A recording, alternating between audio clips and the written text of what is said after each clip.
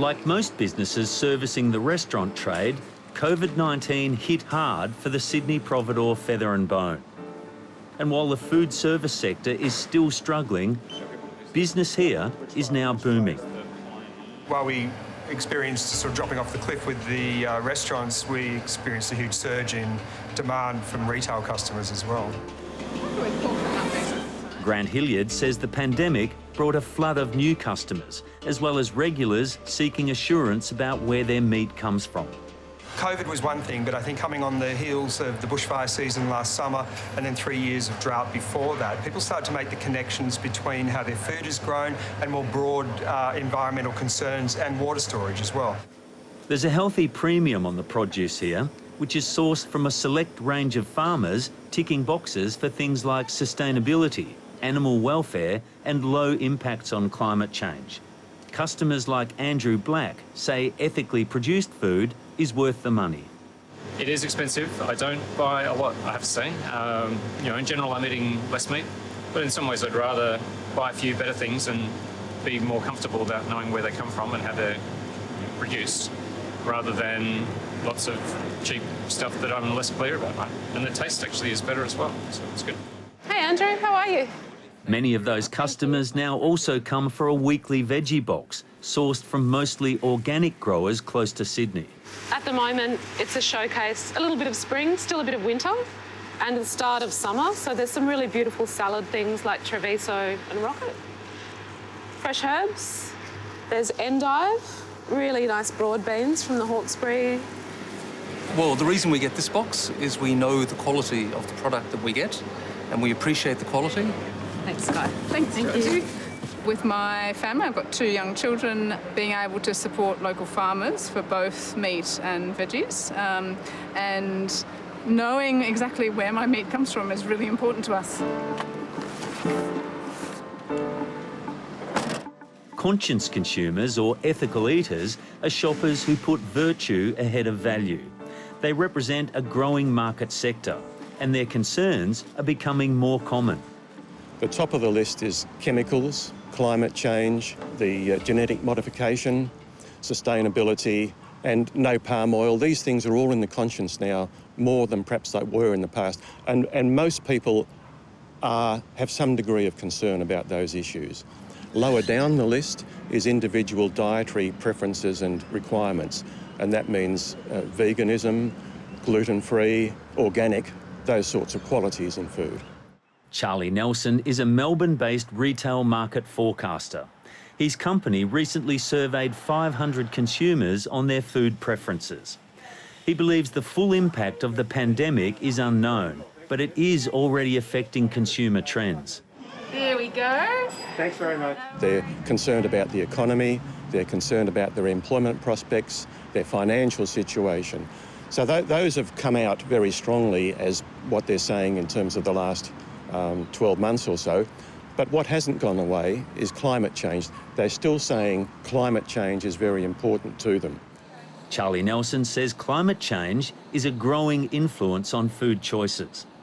A lot of the issues have crystallised since we've got closer to needing to do something about climate change than what was the case maybe 10 or 15 years ago. So we've more closely associated climate change, animal welfare, use of chemicals and sustainability with food than what we may have done in the past. Climate change is fueling concern far beyond the retail market. Big energy companies such as Woodside are committing to a zero carbon future, even if the Australian government won't. There's a lot of companies out there talking about the Paris commitments and that's being net zero by 2050. But to be net zero by 2050, you really have to start today. You can't wait 10 years. You have to start today, and that's what we're doing. Woodside is now in the tree business. The company is collaborating with Greening Australia on large-scale native tree planting projects to create quality carbon offsets. The first phase involves up to 5,000 hectares of sub-commercial land in Western Australia. We're going to plant around 2,200 hectares this year. In fact, we've just finished our planting. Out of that, we'll have about 3.7 million trees will grow. And then, of course, that will sequester roughly around 750,000 tonnes per year of CO2. So there's some big numbers out there, but you have to grow a lot. For us, though, it's important that we get this first group going through, so we'll learn a lot along the way and we'll get a lot more efficient at what we do.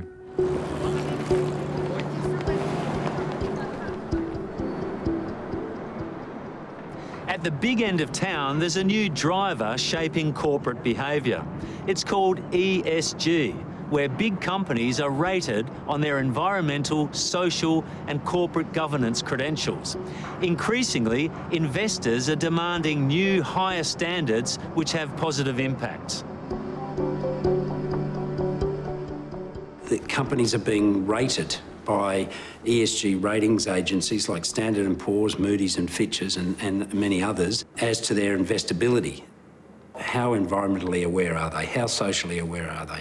What is the diversity of their board and so on? So he's kept his ferals out there.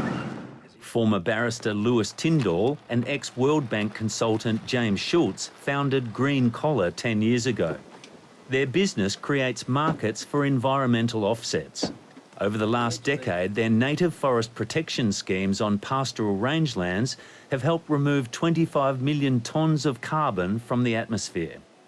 Farmers get paid to conserve woodlands for 100 years and can use the money to make the rest of their property more productive. Now Green Collar is expanding into new environmental markets to reflect growing corporate demand. The Babinda Reef Project is a pilot program to help save the Great Barrier Reef.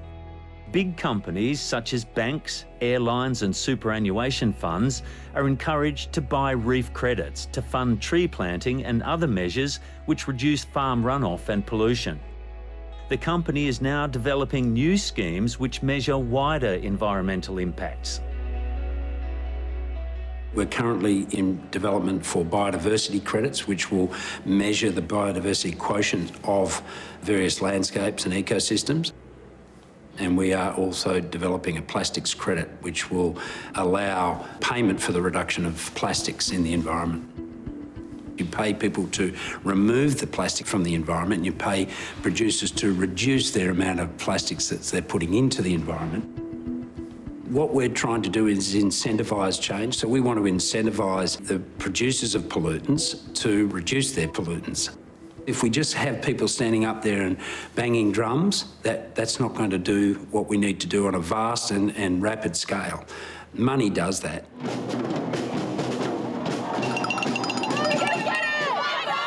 Money may be talking, but big business is listening to the drumbeat of public concern about climate change.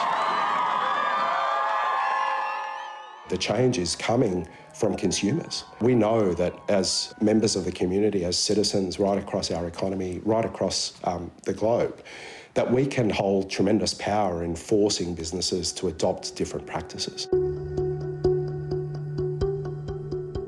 Yasser Al-Ansari is the Chief Executive Officer of the Australian Investment Council, which represents about $60 billion worth of capital. He says it's not just institutional investors wielding power.